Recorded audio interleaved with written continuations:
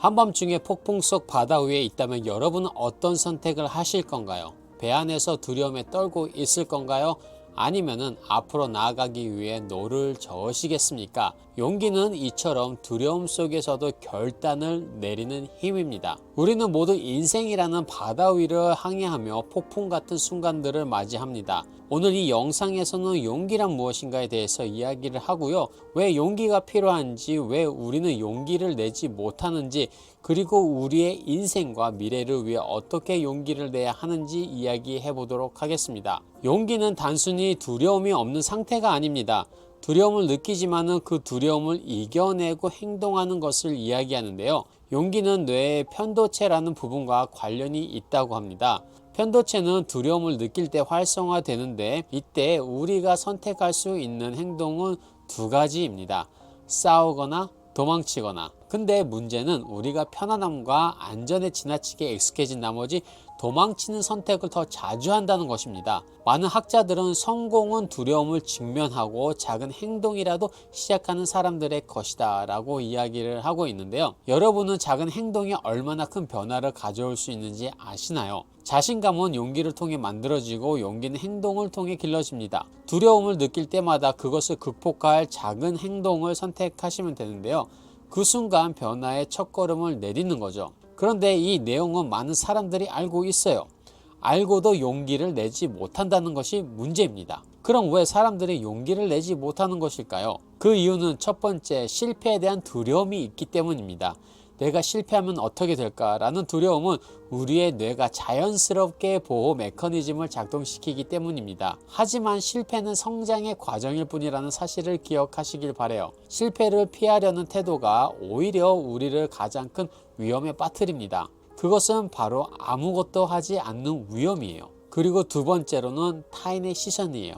사람들이 나를 어떻게 볼까? 이 질문은 우리의 마음속 깊이 박혀 있습니다. 소셜미디어가 발달하면서 우리는 더더욱 다른 사람들의 평가에 의존하게 되어 있어요. 하지만 진정한 용기는 외부의 시선에서 자유로워질 때 시작이 됩니다. 그리고 세 번째로는 안정에 대한 집착입니다. 익숙한 것을 벗어나지 않으려는 마음이 우리를 가로막습니다. 하지만은 변화는 언제나 우리의 컴포트존 바깥에서 시작이 된다는 것을 기억하시길 바랍니다. 그러면 이것이 세상적으로 이야기하는 부분이고요. 그럼 성경적인 관점에서 보는 용기는 무엇인가요? 이 모습이 교회 안에서도 똑같이 일어나고 있어요. 실패에 대한 두려움, 타인의 시선, 내가 편한 신앙생활 때문에 제자리 걸음을 할 때가 너무나도 많이 있습니다.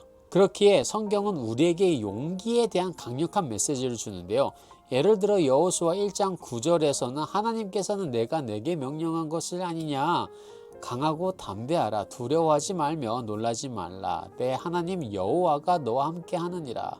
여호수아는 수많은 도전을 앞두고 있었습니다. 가나안 땅을 정복을 해야 됐고요. 그 다음에 여러 전쟁을 치러야 했어요. 그러나 그는 도망가지 않았어요. 오히려 하나님의 말씀을 듣고 하나님이 함께 하신다는 확신으로 담대하게 나아갔습니다. 하나님 말씀 가운데 용기를 내었던 것이죠.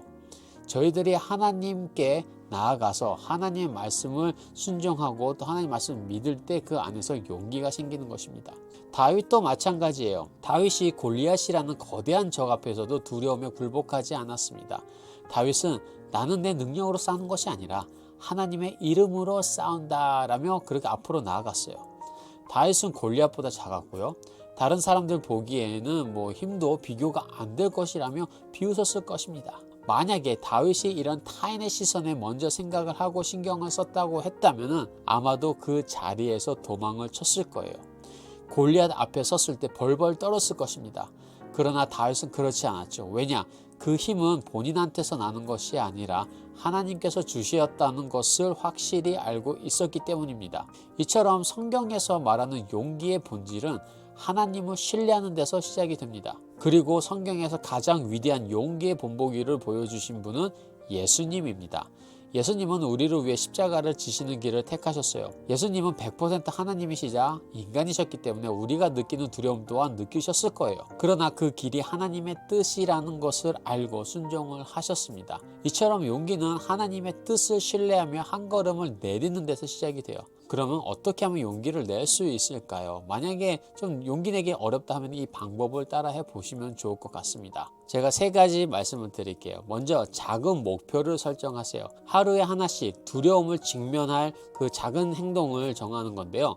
큰 변화는 작은 도전에서 시작되기에 큰 것을 먼저 하려는 것이 아니라 작은 것을 조금씩 하는 것이 정말로 중요한 것 같습니다. 그리고 2번째로는 실패를 기회로 받아들이는 겁니다. 실패는 끝이 아니에요. 그것은 새로운 시작입니다. 여러분이 실패를 했을 때 그 실패를 어떻게 받아들이냐의 그 태도가 여러분의 미래를 바꿀 수가 있어요.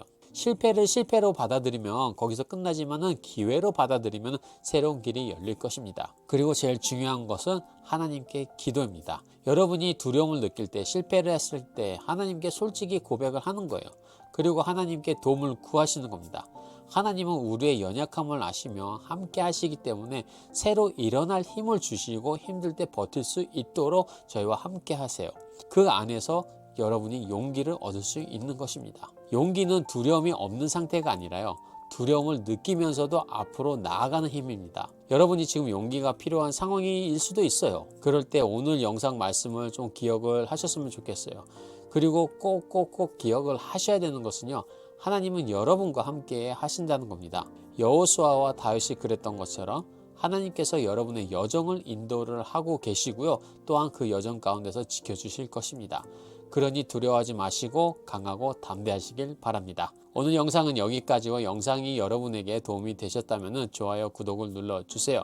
그리고 앞으로도 더 다양한 영상을 올리도록 하겠습니다. 감사합니다.